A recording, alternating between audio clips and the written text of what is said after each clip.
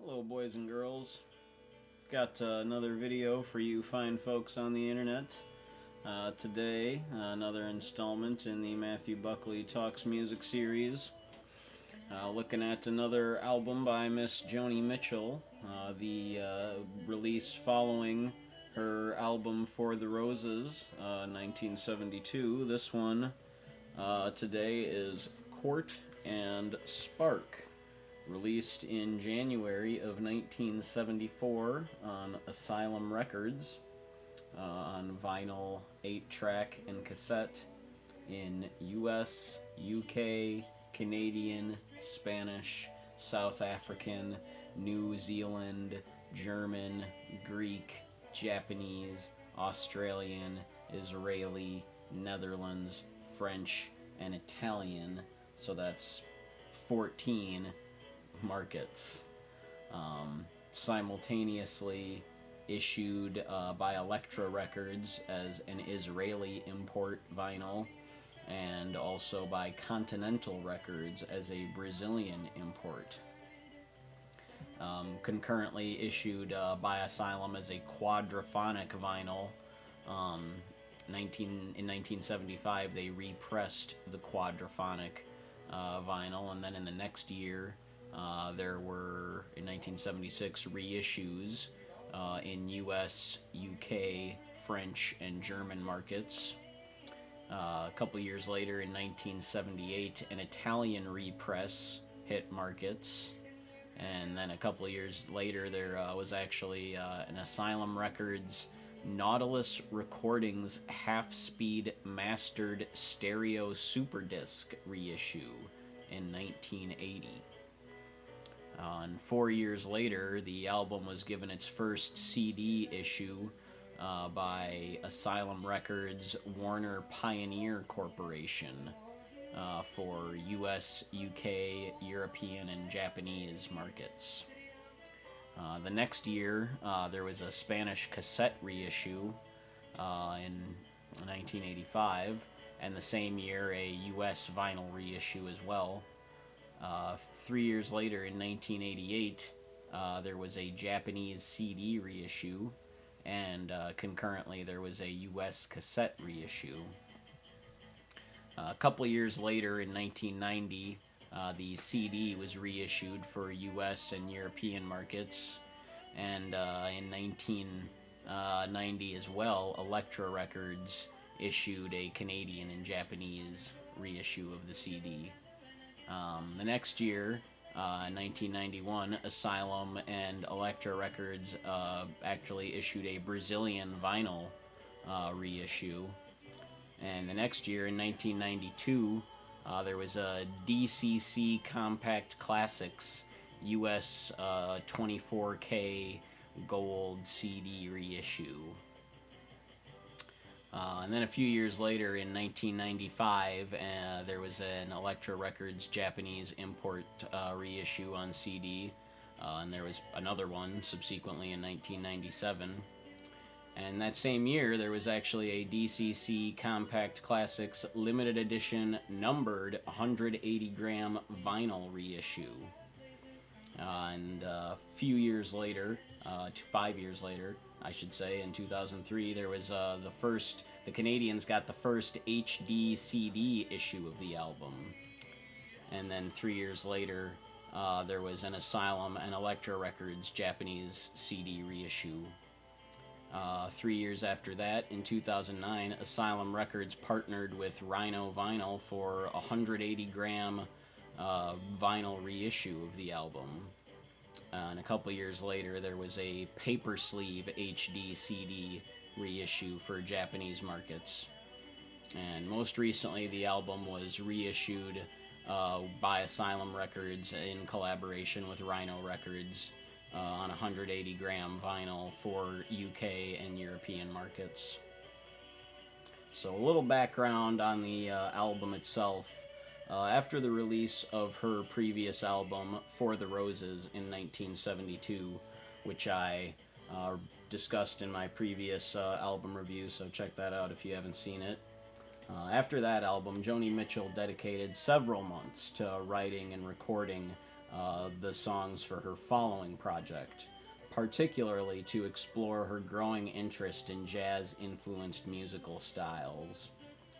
On December 1st, 1973, Raised on Robbery was released as the lead single from the album, peaking at number 65 on the Billboard Hot 100 US charts in the weeks following the album's release in January. So, on to the album itself. Side 1 of Court and Spark opens with the title cut, beginning with stark piano and vocal from Mitchell. The band joins somewhat softly after the first verse. They definitely, build up throughout the verses, but they never quite take off. They never really get off the ground in this song. The song tells the strange story of a strange encounter with an even stranger man. Mitchell concludes that in spite of the man's persuasions, she couldn't let go of L.A. I've read a few different interpretations of the song online, but none that I would really put enough stock into to repeat. The next track, Help Me, is one of Mitchell's most enduring and popular songs to this day. An adventurous and groovy rumination on feelings of ambivalence in the face of affection and commitment. Released as the album's second single in March of 1974, the song would go on to be Joni Mitchell's highest charting single on the US Billboard Hot 100, peaking at number 7 in June. The next track, Free Man in Paris, is a fun, groovy rocker. For me, the song has always been reminiscent of 1970s era Grateful Dead. The lyrics, I don't think, are too far removed from something Robert Hunter or John Perry Barlow might write. I can easily imagine either Jerry Garcia or Bob Weir handling the vocal duties with affection and swagger. And the guitar lick, to me, just screams Jerry. The whole post-chorus progression and whatnot, again, to me, just sounds very much like the Dead. I can almost hear them covering the song in my mind.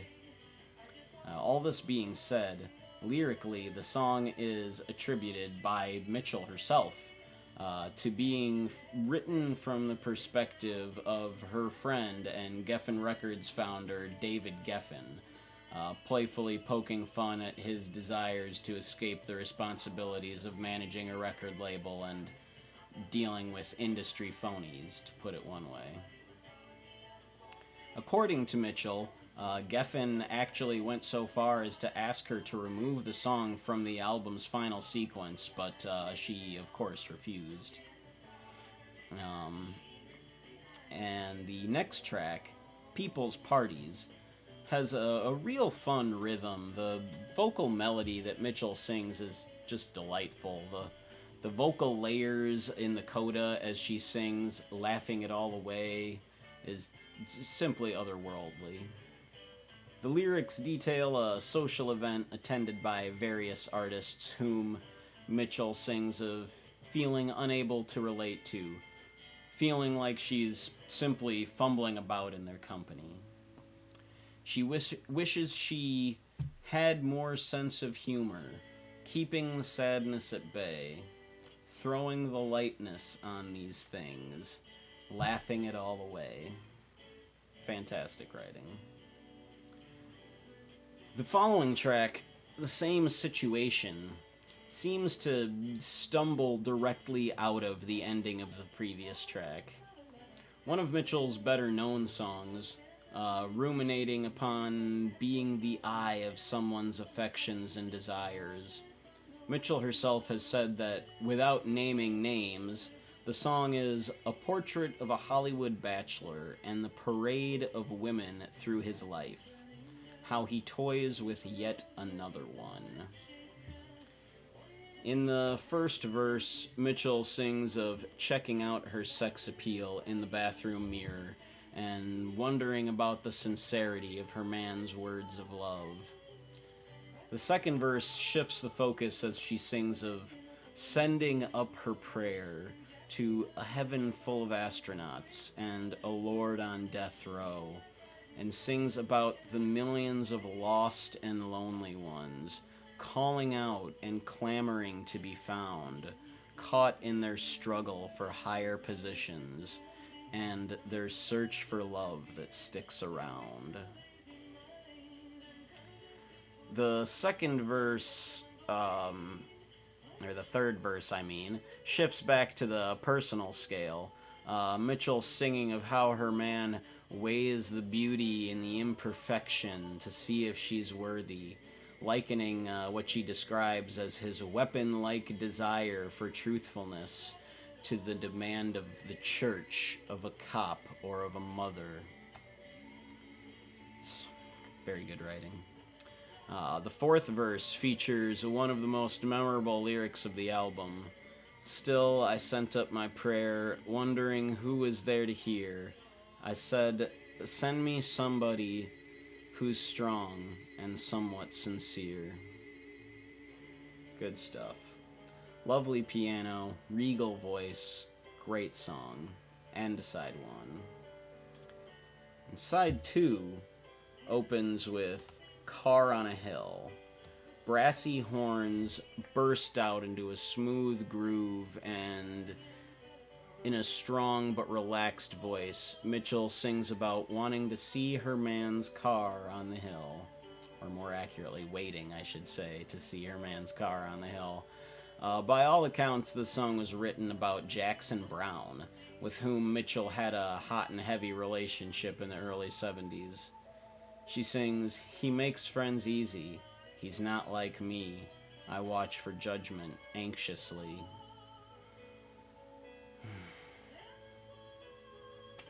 There's a somewhat wild instrumental overture before the second verse.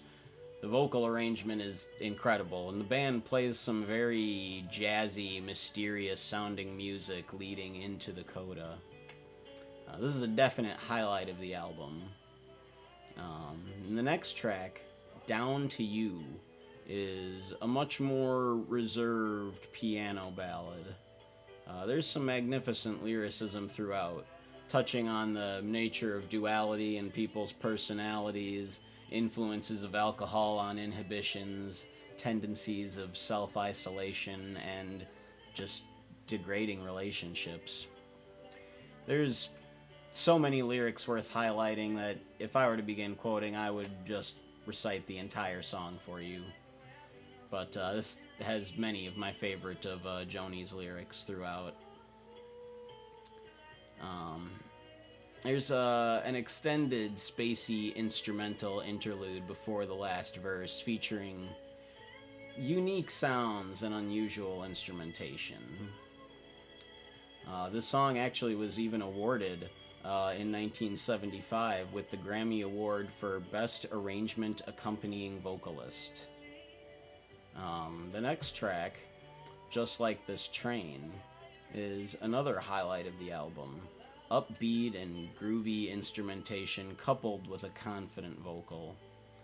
The post-chorus bridge, whatever you want to call it, section is filled with an air of mystery. It's just it's an interesting riff and just kind of fills the air with a tone of uncertainty. The chorus features lovely harmony vocals. Featured on this song on vocals is David Crosby. So there you go. Can't go wrong with the Crosman. But I know some people would disagree. Mostly people that know him personally. But anyway, this track is one of my favorites for sure. The following track, Raised on Robbery, is one of Mitchell's most popular and most rock and roll songs, complete with swinging sax and wah guitar. The song tells the story of a woman who approaches a man drinking alone in a bar and immediately begins to proposition him. Mitchell delivers such sultry and sly lyric says, "I'm a pretty good cook.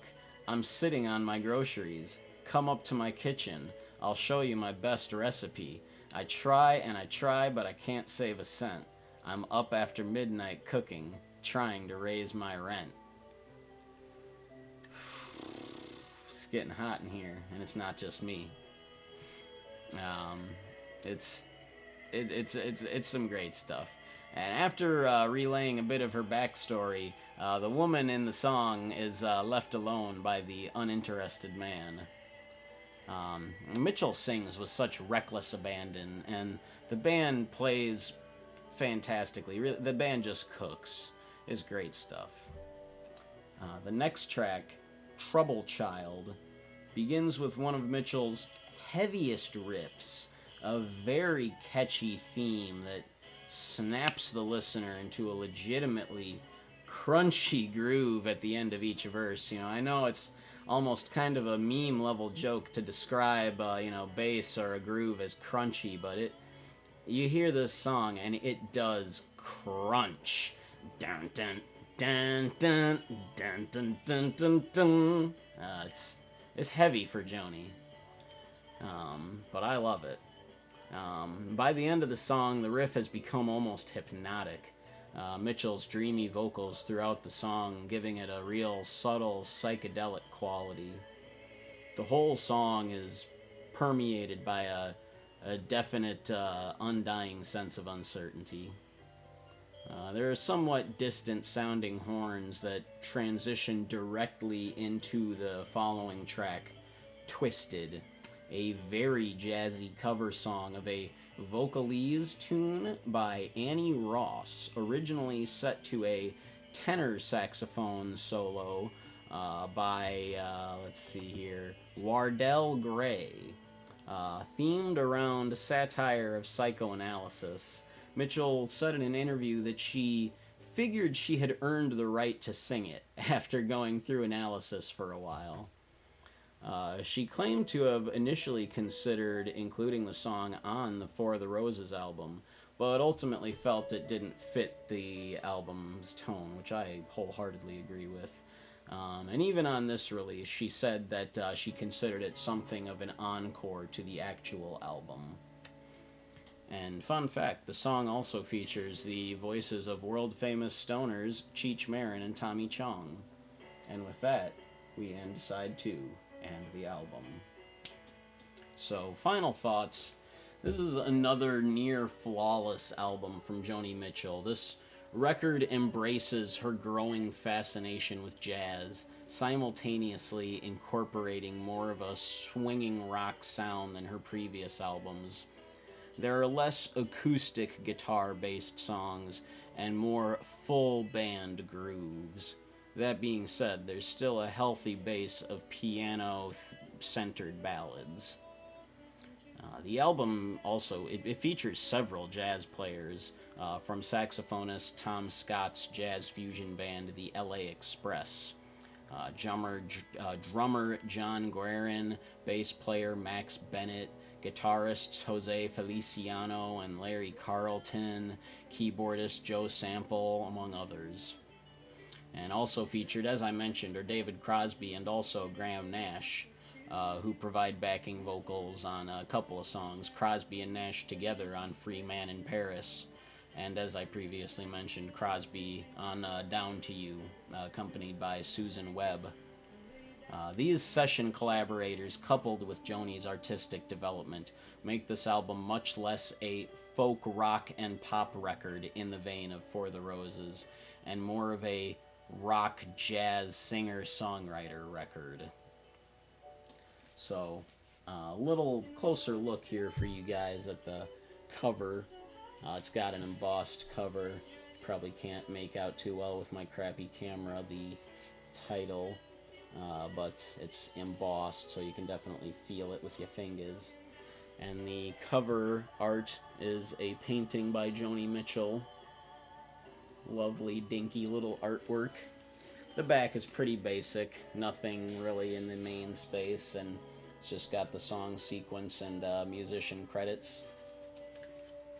And on the interior gatefold, you have lyrics in relatively small print, and a lovely, I don't know if it would be correct to call this vectorized, but a lovely sort of vectorized image of Joni Mitchell. And the record itself, it's nothing too snazzy to write home about. Your standard Asylum label.